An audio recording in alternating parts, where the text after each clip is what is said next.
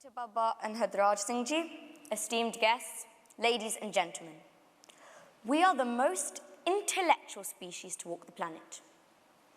But we're not intelligent. If you're intelligent, you don't destroy your only home.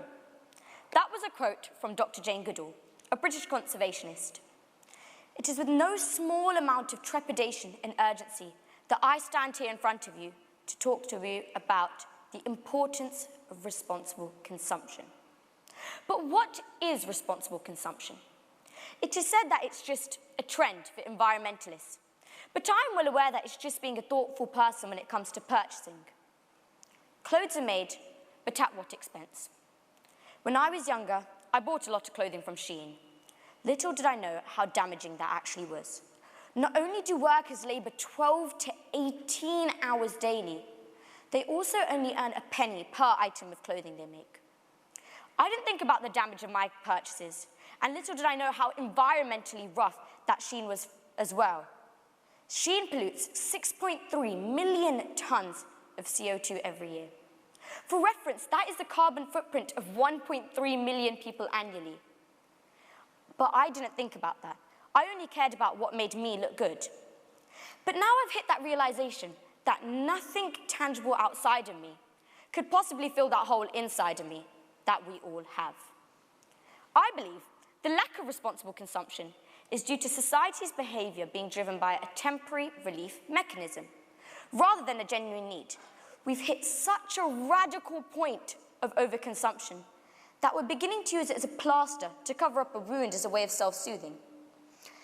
Maybe it does act as a crutch, but ultimately, it leads to our issues getting worse as we continue to shop for distraction and distraction and distraction, creating a significant behavioral barrier to reducing consumption levels. And then what is irresponsible consumption? You may think it's about extravagant purchases, when in reality, it's the add-up of our small unnecessary ones. The problem is, there actually is no away when you throw something away. It's just an out of sight, out of mind kind of thing. When you go, let's say, TK Maxx, you see a jumper that's on sale, you buy it. You don't think of the damage it could cause the environment after you throw it out, do you? And these things add up really quickly and end up in landfills in Kenya. Last summer, I traveled to Kericho, Kisumu, and Nairobi in Kenya. And whilst the experience was so enriching, it also highlighted the profound and harmful effects that the second-hand clothing industry has imposed on the country. Kenya has been dealing with a silent plague, second-hand clothing.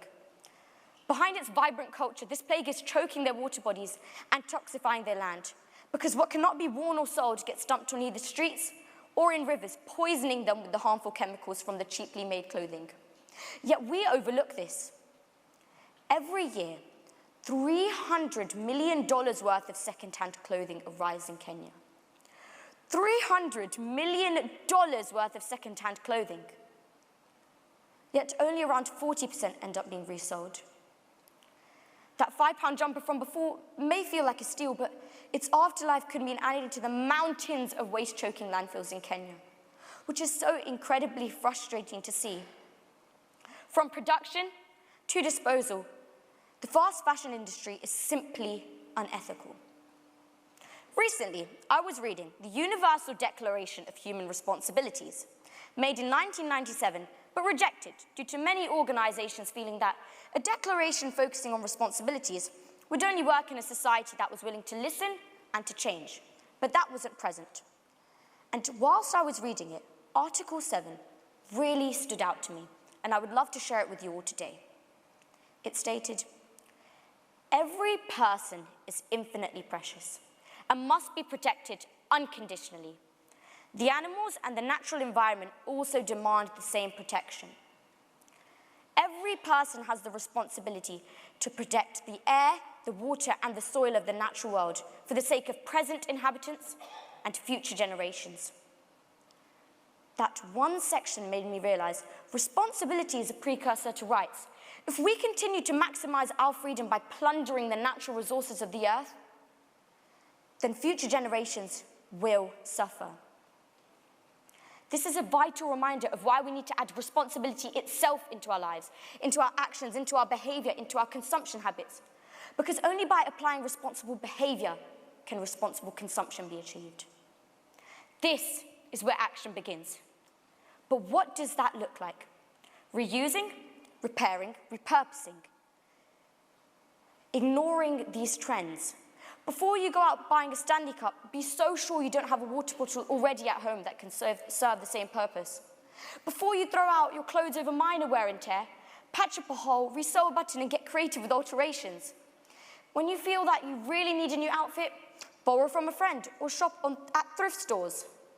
But again, why should we stop at clothing? Why not take it further? Once your soap dispenser's empty, buy a soap bar. Once you're done with your plastic toothbrush, buy a wooden one instead. Instead of buying brand new plastic boxes to store different herbs and spices, wash, dry, and use your empty pasta sauce jars. My auntie taught me that one. Through small, everyday actions, it is possible to influence the patterns of production and consumption of society as a whole. Your desk, your cupboards, your drawers, take a closer look at your spaces. Can you name exactly what and how much is inside of them? If not, why add another item in there? So let us use our knowledge to raise awareness. Social media. Social media can help us promote responsible consumption. Businesses rely on us, the consumers. If we demand higher standards and raise our awareness on this topic, not only would it make consumers aware, it would also push businesses to be more inclined to adopt sustainable and ethical practices. This way, we're not just driving change within our personal decisions, but in large industries. Why not go further? Governments. What can they do? We need governments to incorporate comprehensive education programs in school about responsible consumption. How, you ask? 5 steps. Number 1, advocacy and lobbying. Let's organize campaigns targeting members of parliament and power holders. Number 2, public awareness. Let's include peers, educators, teachers in this conversation, just as I am with you all now. Number 3, research and determination. We must then provide them with evidence-based research on the benefits of doing this. Number 4, collaboration. We must then collaborate with educational organizations to amplify our voices. And number 5, policy proposals. We must then develop detailed policy proposals outlining the funding, structure, and content of this, then present these proposals to the Department for Education. Let's become the change that we need. All it would take to make responsible consumption the norm are 3 simple things. The understanding of why we need it, the drive to find alternatives, and the willingness to change. Yet it is the willingness that seems to be the greatest barrier. So many people argue that suggesting individual actions, whilst important, can only do so much. But each time you think that, I want you to remember the other 8 billion people who told themselves the same thing. We must recognize that everything we need comes from the natural world. And if we damage the natural world, we damage ourselves. But it doesn't have to stay that way. We are the missing pieces in the consumption puzzle. So let's just think before we consume and ask ourselves, do we really need it? Thank you.